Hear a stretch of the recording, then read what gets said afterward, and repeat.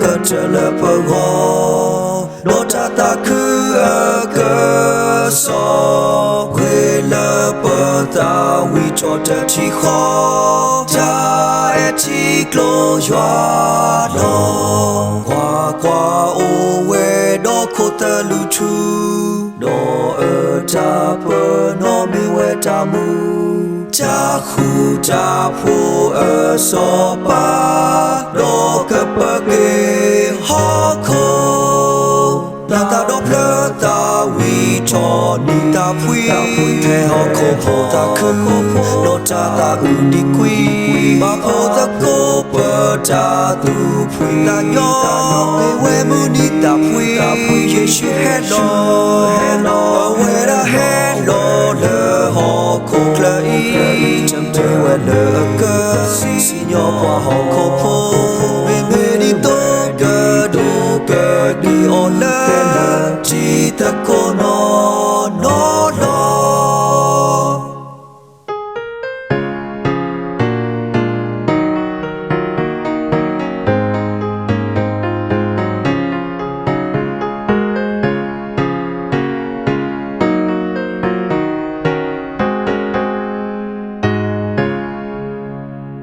đi qua cụ tê lập lỡ tê chập hà ở ta quê đó cha so suy mu e lỡ cha cho cha đồ ở bu chơ pli cha nó chơ mi cha ở cha to sư câu e kê lỡ thọ đa ba sa nê chất tê ba lỡ đi nê ở tổ bờ quê đá